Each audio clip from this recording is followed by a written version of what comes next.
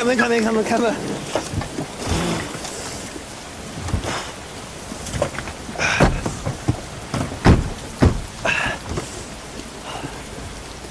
哇，怎么下这么大呀？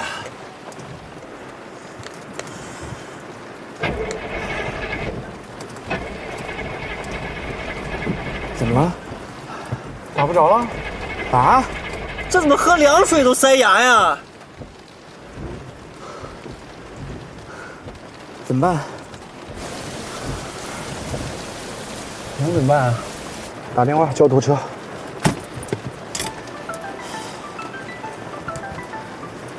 哎，幸福，我知道了，先留住他们，我们马上回来。怎么了？幸福说，石桥村的当事人到所里去了，好像还挺着急的。不是，这都什么事儿啊？这大案子没拿着，小案子再给丢了，那怎么办？那赶快回去吧，打车吧，打车走吧。不是，我刚买的西服，这饭都吃不饱了，还管西服干嘛啊？走。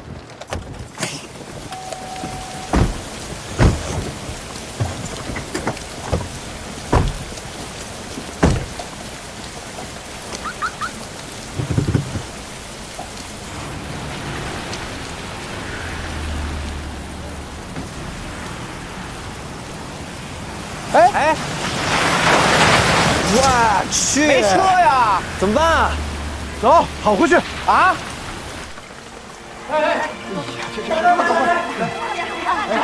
这边还行，这边。哎，行，看一下，往上跑。一般都得套。哎，三叔，给我一个塑料袋。来，把这个电脑罩上。来盖上，盖上。哎呦，这儿漏了，这儿漏了。三叔，还有这儿，这边，这。来，这有管住吗？往上。盖上。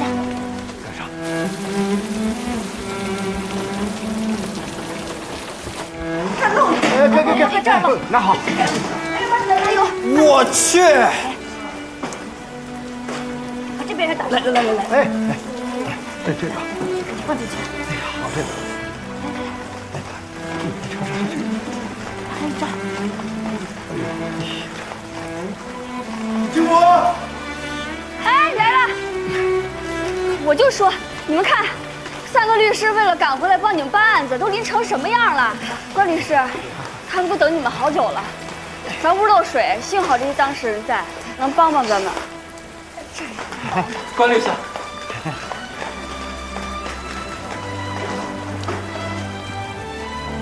看这块，这块漏点。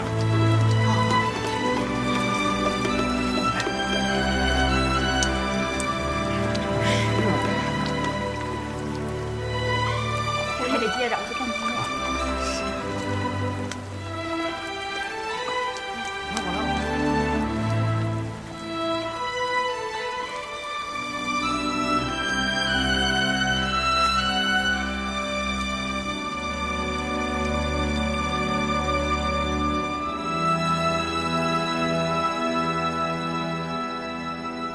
谢谢。哎，赶快坐，没什么事吧？我们先走。都回吧。哎，哥慢点啊！好，谢谢你。路上注意安全。好，不客气，再见。哎，还有车回去吧？有车。好，谢谢。谢谢。幸福啊，啊，谢谢你啊。谢我什么呀？还是谢他们吧。是啊，乡亲们虽然有时候不懂规矩，但他们还是很淳朴、很善良的。要是咱们都不帮他们的话，他们怕是连这点福气都没有了。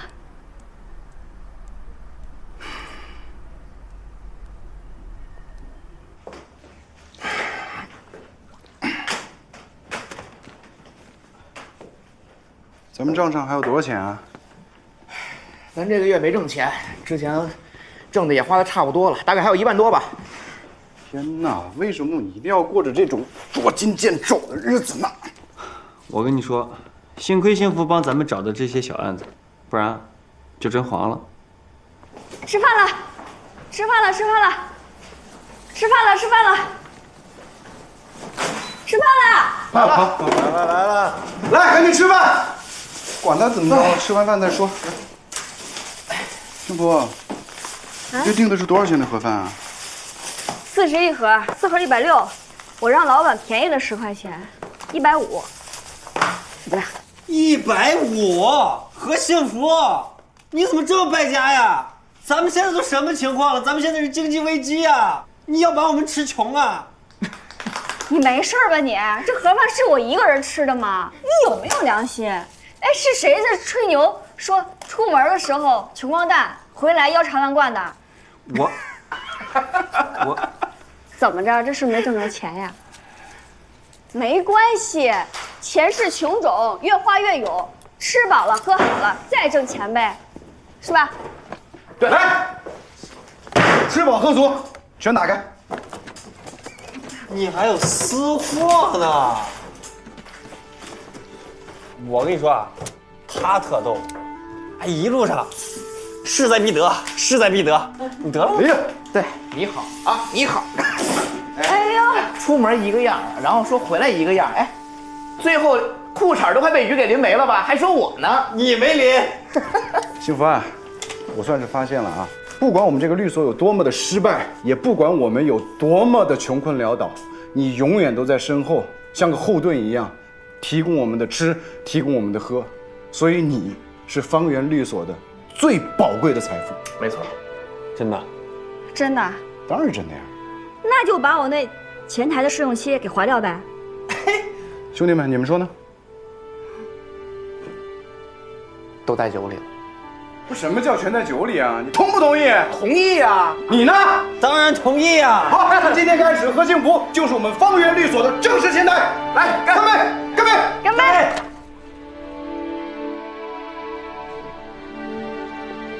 拜拜。哎，你们路上小心。放心，天黑之前就回来了。好。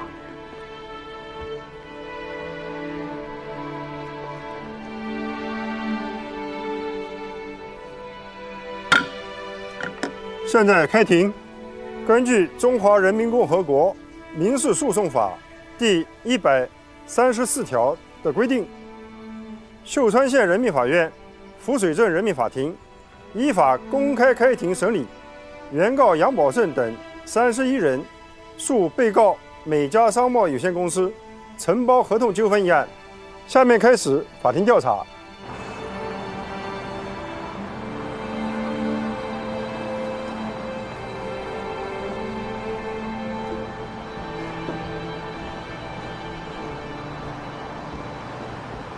Should be here.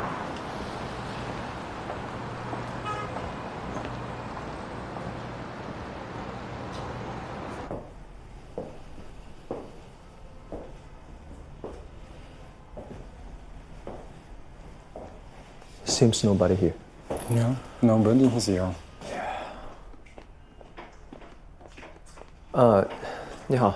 哎，你们二位是？请问这里是方圆律所吧？啊。哦，所以这里今天是没人是吧？我不就是人吗？您不是这儿的清洁工吗？清洁工也是人啊。哦，你们找谁？我也是前台，你有什么事儿可以跟我说。哦 ，She said she's the receptionist here. 啊，这位是安飞集团的 Frank 先生，他是专门来拜会关律师的。哦，什么集团？安飞集团。安飞集团。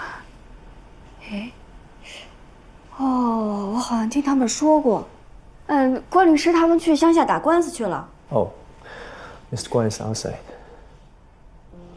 Well, though, I think if Mr. Guan is outside, then maybe we should come back another time. Frank 先生说，如果关律师不在的话，他就先不进来了，改天再约吧。哎，别，你这来都来了，进来说吧。我们这会议室。OK。太好了，我们所还没来过外国人呢，今天是头一份儿，我也算是开了眼了。谢谢。我去给你们倒点茶，你们先坐一下。好，谢谢。 Where did she go?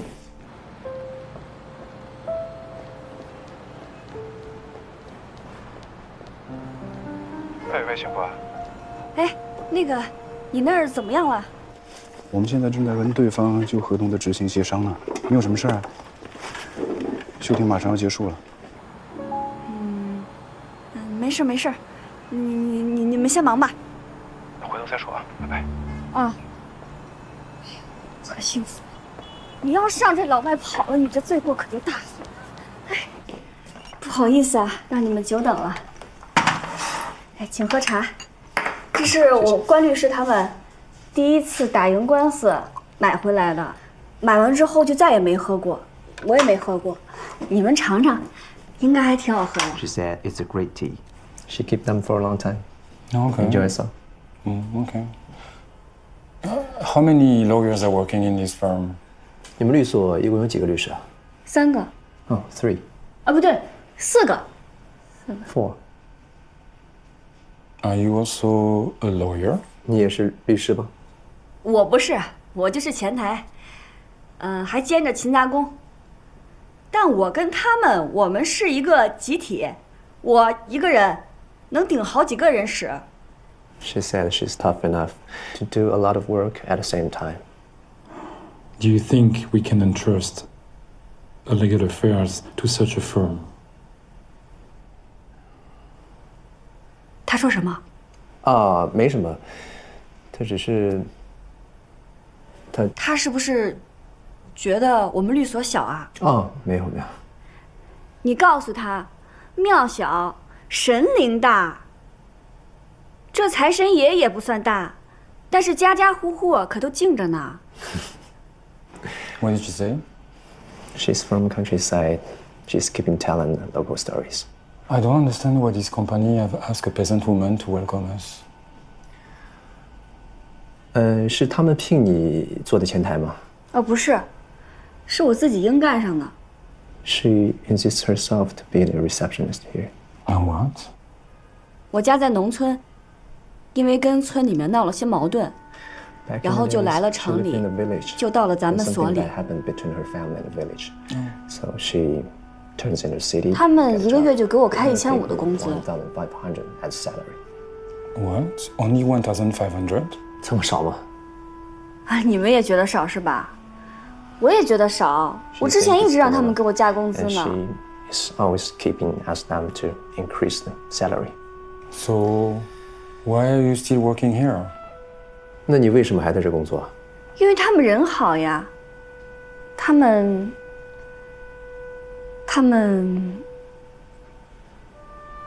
从来不会见人下菜碟，从来没有因为我是农村人就瞧不起我。 She said they're good men of integrity, and they never look down on her as she from the countryside. 后来我就干上前台了，他们也给我涨工资了。 Finally, they end up increasing the salary for her. Oh, okay. 不错啦。不错了，不错啦。不错不错，是不错。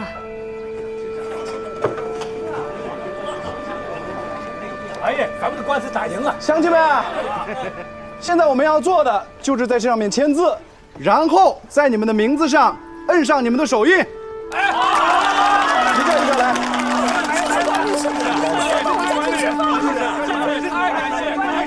上我们家吃饭去啊！客气客气，别客气别客气，上我们家吃顿饭，好好感谢关司啊！哎，关师傅啊，关律师打电话，什么事儿啊？你们怎么样了？已经结束了。结果呢？结果很好，我都说了我不会不管他们的，你放心吧，大家都很满意，都说让我去他们家吃饭呢。你别吃饭了，赶紧回来吧。怎么了？有什么急事吗？那个弗兰克先生来了。啊！哦，哎，可不能走啊！他来多久了？他来干什么？来了一会儿了，我跟他聊了会儿天儿。看来他们是想和你合作。哎，你们快回来吧，我都不知道该说啥了。你怎么不早说呢？现在才告诉我。我不是怕你们那个不专心给咱们村民办案子吗？怎么可能啊！我跟你说啊，不管你用什么样的办法，一定把弗兰克给我留下，我马上回来。哎，拿着东西，走。改天啊，我们先走了。咱们中国人呢，就是讲究个缘分。世界那么大，人和人能碰着，咱们能一起做事儿，这不就是缘分吗？我经常觉得我和关律师他们就是有缘分。要不你看看他们的学问这么大，学历这么高，我就一初中还没毕业的，我怎么就能和他们碰见？他们怎么就愿意跟我一块儿工作？这不就是缘分吗？弗兰克先生，你们之前只见过一面，今天你就特地跑过来找他们，咱也见着了，这不就是缘分吗？ She's talking something about fate, the fate between Mr. Guan and her. And she asks you, do you think it's also fate that you come all the way here to visit Mr. Guan, even though you just met him once? What do you mean about fate? 缘分对你来说是什么呢？缘分就是，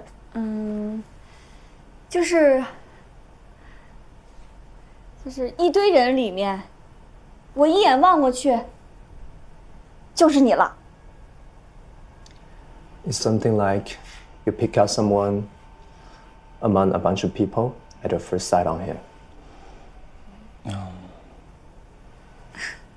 What happened to the other lawyers? Why they are not back yet? 他们为什么还没回来呢？他们去乡下给乡亲们办案子去了，在农村办案子不容易，乡亲们的诉求也都各种各样，很多当事人不大懂法，但他们仍然对乡亲们认真负责，因为他们放不下那些遇到困难的乡亲们，所以他们经常往乡下跑。Oh, really? Is it really possible to make money by defending peasants in a lawsuit? 可是帮这些农民打官司，他们能赚到钱吗？那当然是赚不了什么钱嘛，所以才租用这么破的律所。但是关律师说过，当律师的是要用法律为人民服务的，不能把法律做成生意。Mr. Guan said, they use law to serve people, not just take it as a business. Okay, well, I think it's quite good. OK. Yes. 祝福你。老公，到底怎么了？弗兰克来律所考察，幸福都跟他聊了半天了。弗兰克来了，那他怎么不早说啊？你俩用脚趾头想想啊，为什么？我明白了，不是，幸福胆子也太大了吧？啊，为了让咱们塔什曼村里的案子，自己鸡蛋弗兰克。我告诉你，广涛，如果弗兰克那边有什么问题，立马把他开了。别说了，赶快开吧，他俩在一块画面我不敢想象。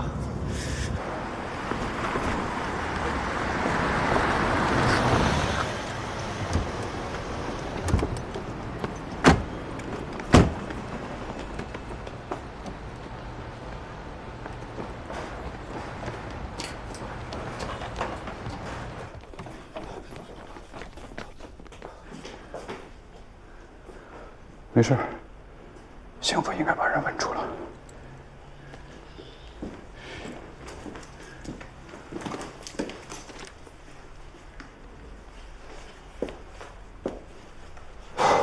都 OK 了。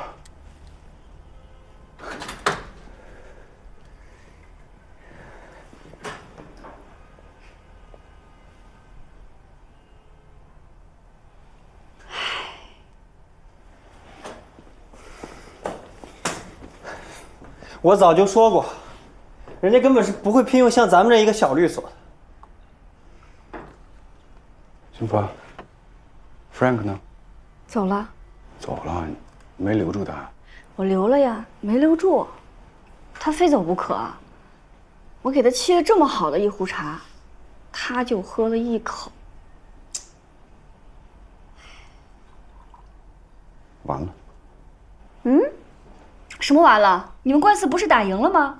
算了吧，反正我昨晚一晚上都没睡。挺累的，我找个地儿让我睡一觉去。哎，别走啊！哎，这个我给谁呀？弗兰克留了张名片，说让你们联系他。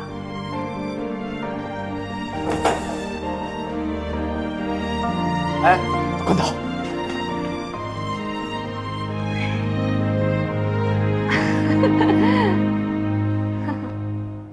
不要脸！不要脸！不要脸！案子抢走了，没见他犯这么大祸。不给钱，人家凭什么给你干活？你不知道啊？主任，对方要求取消和咱们的协议。行，取消可以啊，那就按合同违约，让他赔咱们1年代理费，那取消去。可主任，对方手里掌握着咱们暗示他们向官员行贿的证据呢。有证据让他们拿出来，啊，到时候看谁倒霉。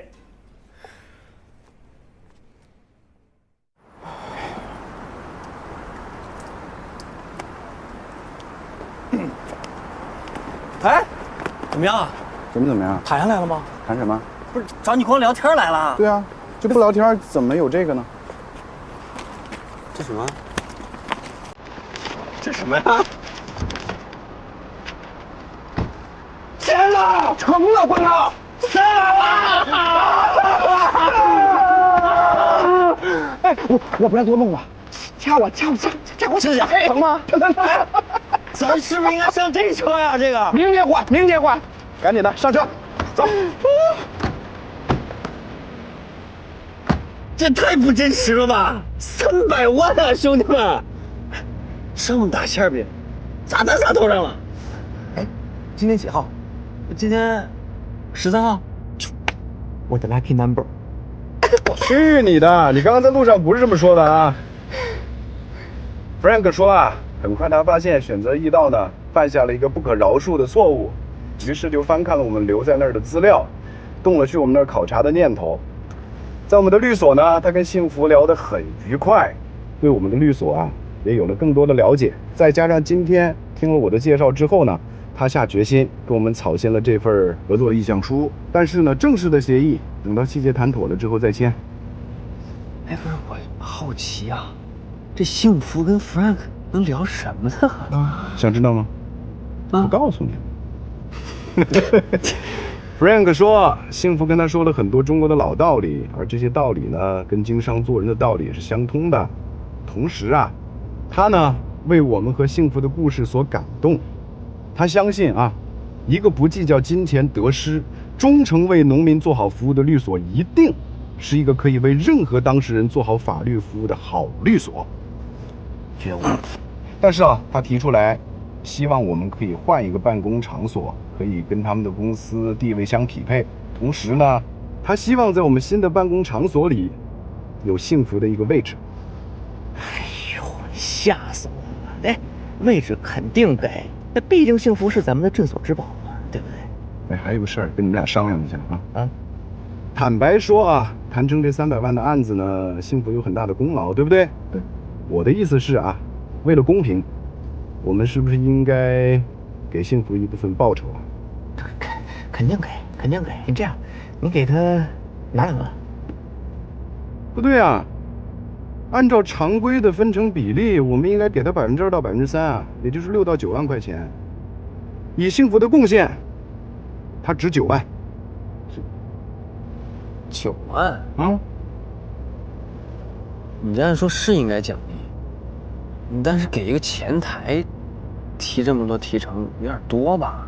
是挺多的啊。你想，咱们还得搬家、装修，还得招兵买马，那钱不得省着点花呀？那给他6万。其实5万也不少了，我觉得。也是。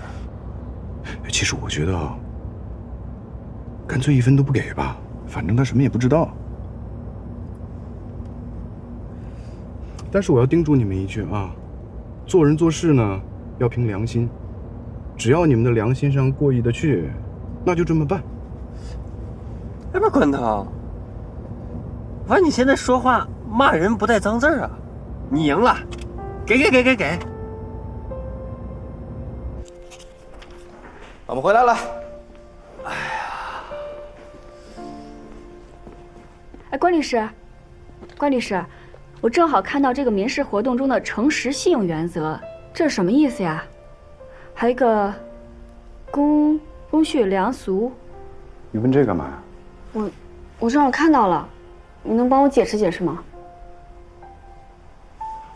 好巧，这个民事活动当中的诚实信用原则呢，就是指人与人交往、做生意啊、借款还贷等等等等发生往来的过程当中呢，要诚实，要讲信用。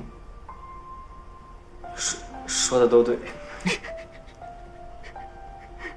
怎么了？没什么，我们在说别的事儿呢。还有一个是什么？公序良俗。这个公序良俗呢，就是指一般的社会活动当中，大家共同遵守一般的原则和风俗。也就是说呢，要有道德，有良心，对吧？你别看我们了，我们都知道啊，谁让你是老大呢？谢谢理解啊。还有一个消息啊，我们呢跟 Frank 已经草签了合作意向书。签了呀！我就知道他会选择咱们。那咱们所是不是就挣大钱了？是。那既然挣了大钱了，那咱们也用不着为了有上顿没下顿发愁了。那未来是不是就能更好地为咱们农民同志服务了呀？是啊。钱真是个好东西啊！幸福啊！啊，这个案子的成功呢，你有一定的功劳啊。哎，对啊，是我接待了他。关涛，那你得给我发奖金吧？发，当然得发呀。你要多少？你别说我财迷啊，我就是想多赚点钱，将来能把我孩子接到城里来。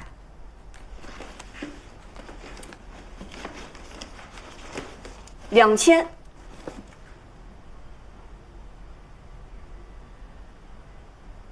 多呀。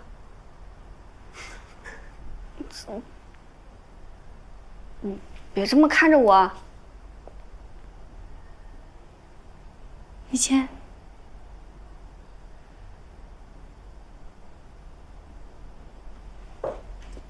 幸福啊，这个案子呢，可能你的奖金不会有多少。哦。但是我们准备给你提成。提成？那幸运说，只有当律师才有提成啊，我以前他也有提成啊。这两回事儿。根据 Frank 所说呢，在这个案子上你立了非常大的功劳。按照律所的规矩，不管是谁只要帮助律所谈成的项目，我们要给2%到3%的提成，那就是6万到9万块钱。我们准备给你3%，9万块钱，再加上你刚刚提的要求，以后每个月再给你涨500块钱工资，你看行吗？行啊！哎呀，你们这么够意思呀！行啊，这肯定行。其实2%就行了。咱们律所刚挣钱，也别大手大脚的。6万块钱对于我来说，已经是我做梦都没想到的了。我知足。何幸福同志，关涛真没有看错你，必须拿9万，不收都不行，是不是？什么？啥没看错呀？啥没看错呀？我怎么听不懂呢？你赶紧工作，赶紧工作。6万。谢谢。什么6万？9万！谢谢。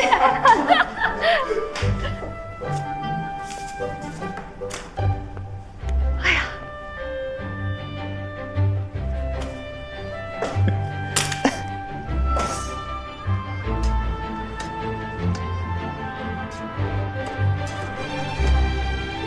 媳妇儿回来了。哟，你这是干嘛呀？捡钱包了？捡钱包可捡不着这么多钱。那你这是干啥呀？你先洗手，洗完手再说。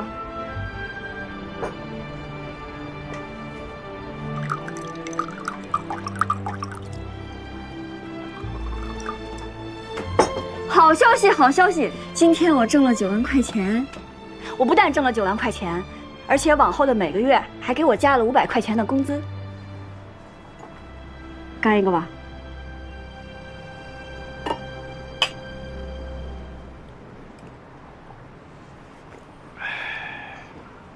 你逗我玩呢？啊？怎么可能呢？其实我也不知道，就是头2天，我跟你说那个老外来所里，我陪他聊了1下午的那个事儿。今天他们和关涛把合同给签了，关涛他们就说这个合同谈下来有我一份儿，按照规矩给我3%的提成，9万块钱。真有这种事儿啊？你就陪这个老外聊1下午，然后就比咱俩2年的工资加起来都多吗？对啊，这就是这规矩。那你1个月整这么一回，那咱俩还上什么班呢？你是前台，来的人都来找你，对吧？都你接待。你想啥呢？怎么可能天天有这种好事儿？这对我来说也是800辈子都遇不到1回的事情。再说了，人家是冲着关涛他们，也不是冲着我。要说这事儿，其实我现在想起来，心里也挺后怕的。万一我那天要是说错话了，把这事儿给谈崩了，那不就成我惹的祸了？现在就是关涛他们做事厚道，说我在其中起到了很大的作用，给我钱。对呀，他们可以不给这个钱啊，那他们为什么要给你啊？那是因为他们讲诚信，讲规矩。行了吧，你进城这么长时间，哎，你见过讲诚信、讲规矩的人吗？关涛他们就是。那万一他们有别的想法呢？我咋就不信有这种人呢？平白无故的把钱送给别人，这不是神经病吗？你才神经病呢！怎么回事？我挣钱你是不高兴吗？没有。那要不这样吧，明天我就去跟他们说，这钱我就不要了。反正这钱也没到我手里。那也没这个必要吧？我就是随便一说的，我只是觉得这事有点怪，你要小心点。瞧你那小心眼的样子，你放心吧，你媳妇儿一点也不傻。我是怕你上当受骗，好吗？幸福啊，你看你这一下挣了这么多钱，加上征地补偿留下来的5万块钱，这万书记的事儿也过去了。要不咱俩干脆回去建大棚种蔬菜得了。你看咱俩住这地方，哪有家里舒服嘛？是不是啊？回去以后，咱们还可以多照顾爹妈和小豆子，你说呢？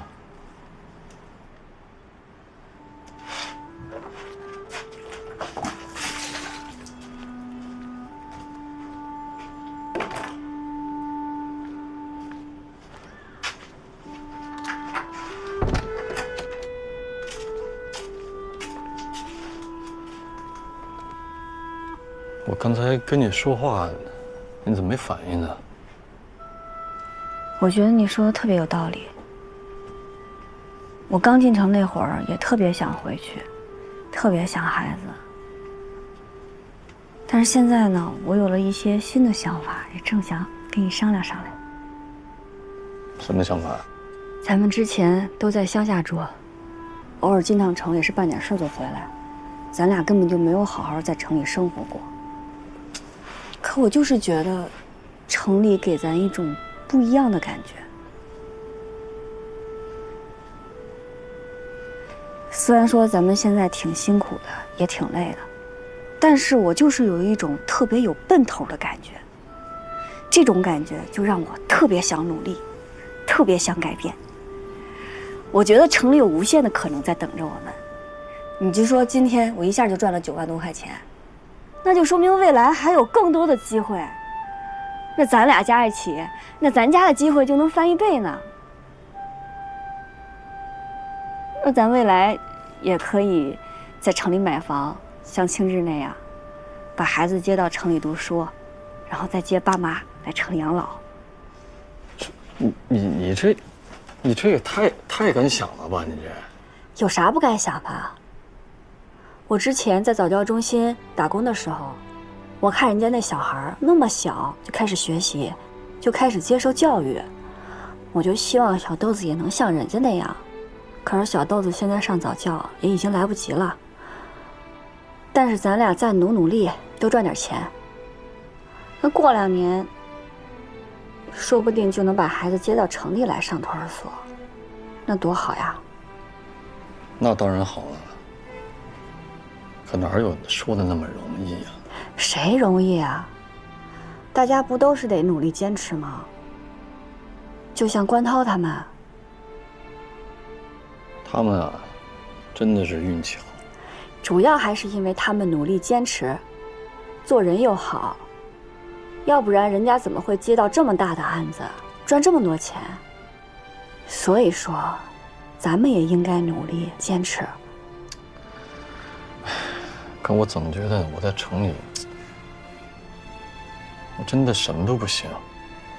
我在村里的时候，我什么都会。哎，我一下地，我浑身都是劲儿，比在这儿自在多了呀。哎，我能理解你这种感觉。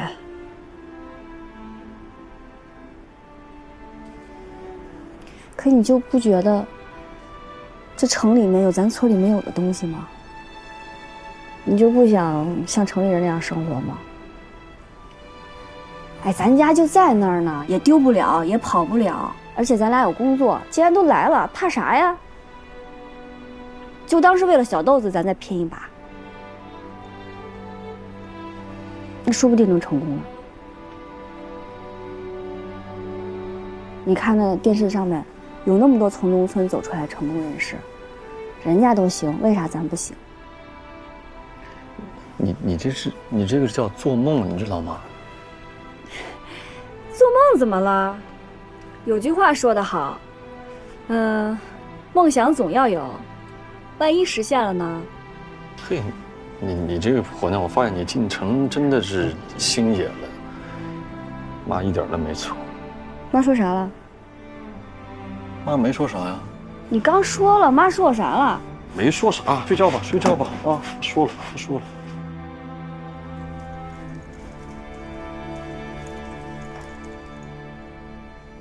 小山，你说对面那小区，1平米得多少钱啊？这个呀，哎呦，一般的户型得3万8、9，好点的过4万了。那么贵啊？你不看这什么地段，市中心呀。不过我都研究好了，要我可不买这儿。从咱这儿坐公交车8站地，风景家园，1平米才1万2。那你为啥不买啊？我得有钱呀，大哥。嘿，那你说这么热闹，好像你啥都知道似的。嘿，真不是我吹啊，来哥。放眼咱整个全市房地产市场，什么价位、什么地段、哪有新盘，我一清二楚。你又不买，你研究这个干嘛呀？万一哪天我有钱了呢？你看，一个住5号，中了就是2000万。你怎么跟我媳妇儿一样啊？啊，都爱做白日梦。你媳妇儿也不管你啊，就这么乱花钱。她管我干嘛呀？我风吹雨打的赚钱养家，她还好意思管我买彩票？你媳妇儿不上班啊？我不让她上的。我俩分工明确，我负责赚钱养家，她负责貌美如花，外加收拾家务。我总不能累了吧唧回到家还得扫地做饭吧？嗨，我给你说说我的心得吧。这城里的花花世界，女人一旦有了工作，赚了钱，开了眼界，那不可控因素就太多了。要不然城里的有钱人都离婚了。没你说那么夸张吧？哎呦，人性的弱点啊，是复杂又多变的，无一例外。行了，你别吓唬人啊。不过来哥，你可不一样。要我说，你的背景比咱队长的背景大多了。咱队长他姑父就在后勤干个科长，你说那可是组织部的处长啊！你要是当咱队长那多好，工资都起码能翻1倍呢。队长的工资比我们高那么多吗？你以为呢？这领导能是白当的呀？哎呀，队长，宋小山，王庆来，这执勤期间你们坐没个坐下？刚才嘀咕什么呢？这不没什么事儿嘛，我们就随便聊几句。这怎么了呀？什么怎么了？有事没事都一样。雇你们过来是过来执勤的，不是过来聊天的。你们能干就干，不能干就滚蛋。说你们两句还顶嘴了是吧？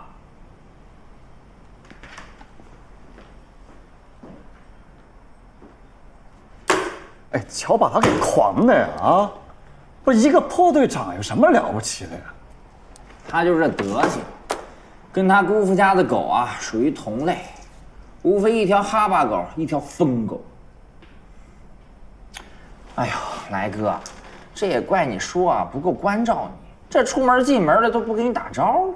这你说要是当着咱保卫科长的面跟你多亲近亲近，别说队长了，咱科长见你也得乐呵的呀。嗨，我叔那人就那样，那当着人的面挺清高，背后对我们也挺好的。背后对你好有啥用啊？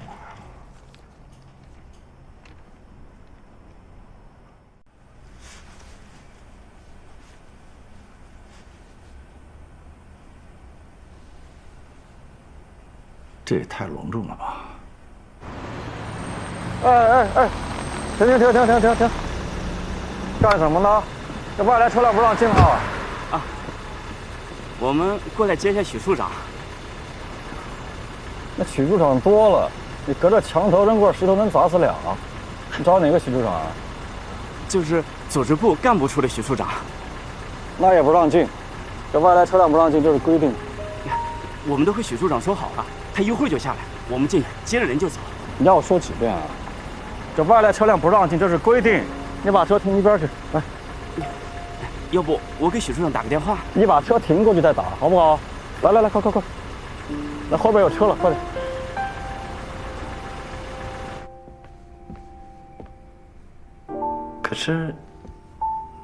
可让人说对乡下的事不重视，也麻烦。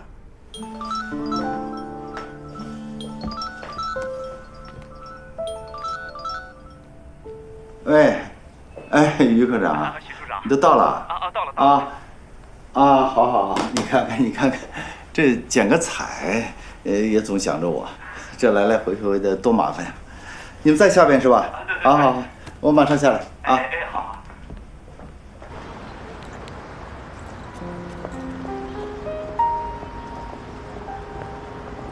哎，许处长。哎，在这。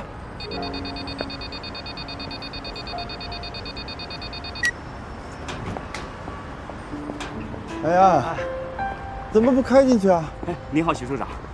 本来是到里边接你的，那个保安死活不让我们进。哎，辛苦你啊，许处长。来，走。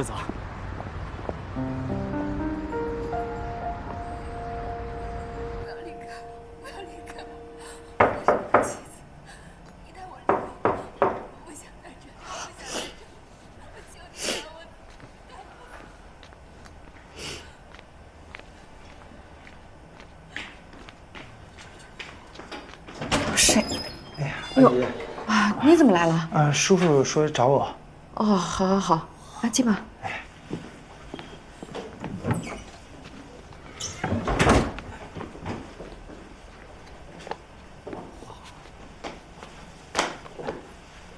那我进去了。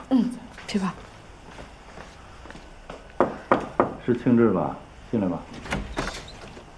叔叔。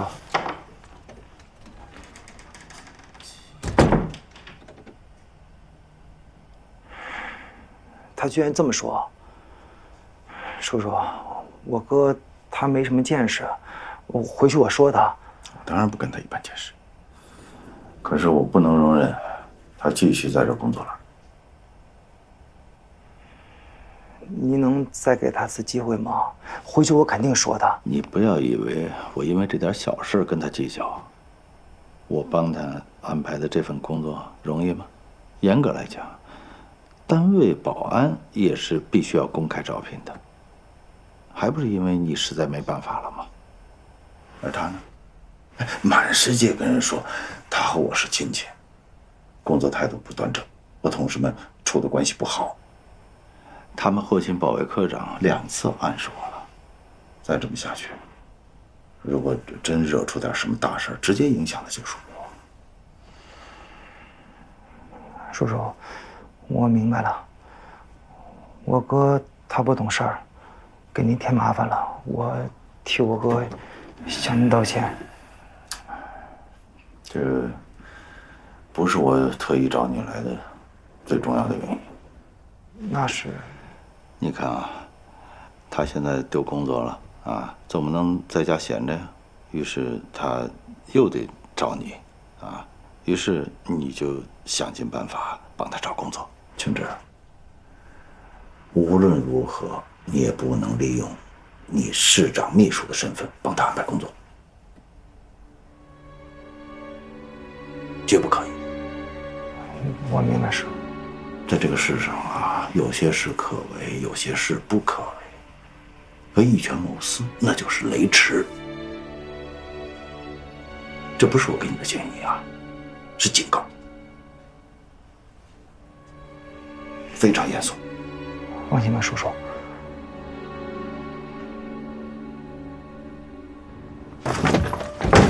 哥，你为什么这么做？你有意的吧？我怎么了？咋了，庆芝？嫂子，亚妮她爸爸老家县里面新建了一个养老机构，是在外面工作的人集体捐的。亚妮她爸爸也捐了，同时呢又是捐赠者里面职位最高的。他们县里就希望他爸回来剪彩，他爸对这件事情很重视，这不是光宗耀祖的事情吗？结果人家县里的车到了市委门口，被我哥拦下来了，死活不让进。我做错了吗？你不是讲究原则吗？原则就是这个外来车辆不让进，门口不让停车，这不写得清清楚楚的吗？你是仅仅不让人家进去吗？你跟人家说什么了？他说什么了？人家说我是来接许处长的。我哥说，我们市委有好几个许处长，扔个砖头就能砸死俩。你说这是什么话呀？这是？我说错了吗？市委就有好几个许处长，我哪知道他找哪个许处长呢？你跟我睁眼说瞎话是吗？啊？你明显就想给亚妮他们难堪，人家给你安排的工作，你反而不感谢人家，你这么对人家，人家得怎么想我们？爱怎么想怎么想。我还真不尿他，混了一辈子不就混了一个处长吗？有什么了不起的呀？出来进去拿我跟电线杆似的，理都不理我。哎，他不理我，我凭什么拿他的人好脸色呢？找你告状了是不是？他告我！这么大一处长哦，小肚鸡肠的。反正我做也做了，随他去吧。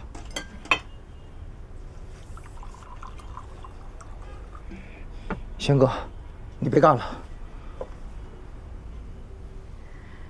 青芝，你原谅你哥一回不行吗？他这工作也不好找，嫂子还想着将来等我们攒够钱，把孩子接到城里来呢。嫂子，不是我不想让我哥在那干了，是人家不想让他在那干了。你说，与其让人家给他辞退了，还不如让我哥主动辞职的好。青芝，你先坐下，跟你哥说，我给你倒点水。我还就不辞了啊！有本事他找人来辞退我。哥，您能不能替我和亚妮的关系想一想？这件事情亚妮他爸很生气，但还是避开了亚妮和他妈跟我单独说的。你说你跟他闹，他就不得不跟亚妮和他妈说。亚妮还好说，那亚妮他妈本来就看不好我，看不好就看不好。离开大闺女，你找不到对象了是不是？你说什么？我就说了。你说你帮家里干了些什么啊？我问你，开口闭口雅妮雅妮。一个没有结婚的对象比家里人还重要，是不是啊？再说了，你当初找他不就是因为他爹是个县太爷吗？他爹根本就不是什么县太爷，啊，就算是，也不打算拉咱们家一把。那你还找这么个媳妇干什么呢？哥，我跟亚妮的事情轮不到您来说行吗？我知道，这么多年我欠家里的、欠你的，这些我都能还，但我不许你这么说亚妮。也请你不用你的想法去揣测别人的心，行吗？我跟你讲，你认识的时候，我还不知道他爸是干什么的呢。你还是辞了吧。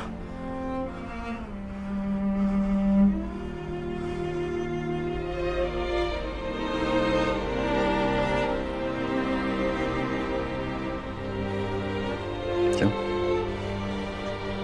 辞就辞啊！我早就不想干了，但是我辞了啊，金志，你还得给我找一个工作。哥，你弟没有那个本事啊！大哥，嫂子，如果你们生活上有困难，我王庆志不吃不喝，我一定能帮你们的。他工作上的事情，我真的爱不能助。你现在不是给大官当秘书了吗？哥，我跟的不是什么大官，就算是我也不能打他的旗号做事情啊！只要肯努力，肯定能挣到钱。你看我嫂子干的不是挺好的吗？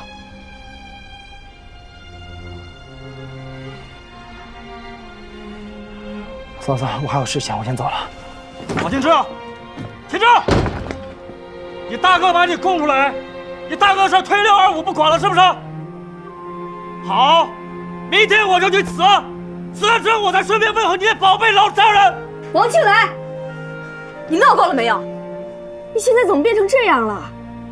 人家帮你找工作，你不说感激人家，你还跑到亚妮爸面前替人家面子，你要脸吗？